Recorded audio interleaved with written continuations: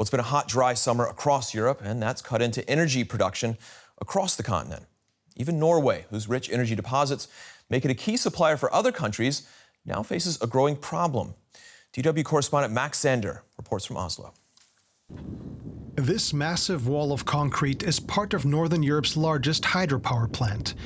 The Blazar reservoir has the capacity to store enough water to power the nearby city of Stavanger for 4 years. But at the moment, power plant manager Bjørn Sandvik tells us, the water levels here are at a 20-year low.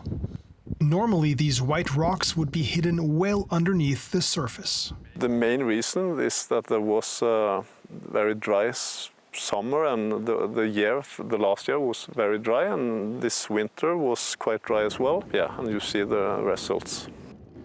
Norway is the largest producer of gas and oil in Western Europe.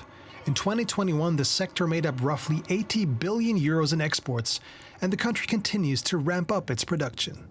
Norway itself, however, is driven by renewables. About 90% of the electricity production comes from hydropower, which is becoming less reliable. We're going from a situation where historically we had oversupply, we had excess energy, this is electricity, because we had this huge hydropower resources. Now our electricity demand is increasing, and we're expecting that we will not have an excess production already in a few years to come. The government in Oslo is working on solutions to protect its citizens and the economy. According to the Deputy Minister of Energy and Petroleum, a blank export ban on electricity is off the table. We've been looking into reducing production from hydropower plants in the short term to save water for a long Norwegian winter. That will obviously, through reductions in production in Norway, increase Norwegian prices in the short term, thus also limiting exports in the short term.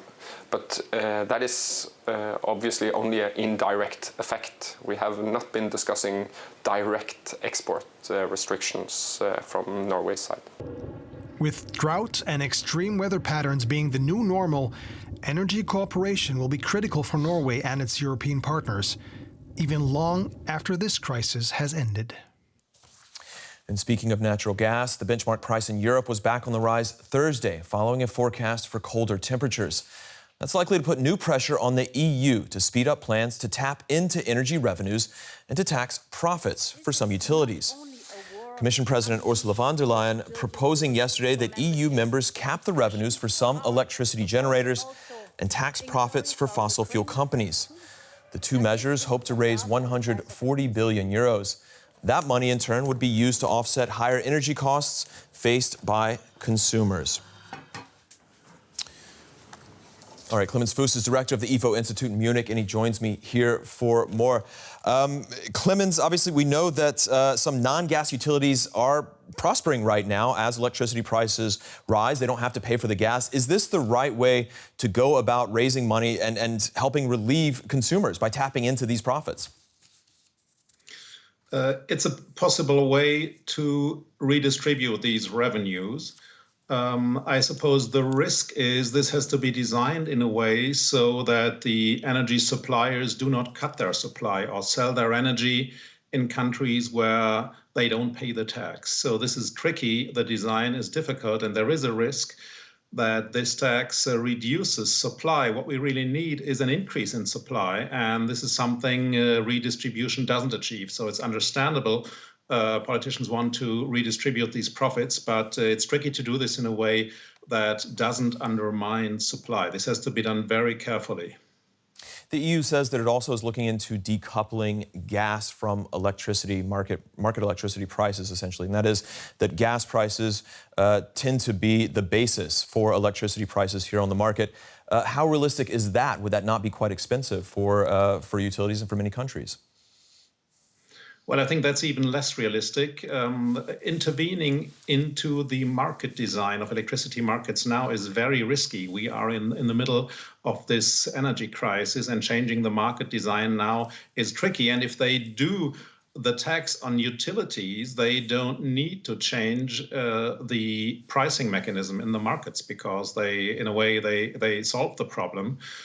So in a way, these two measures are alternatives.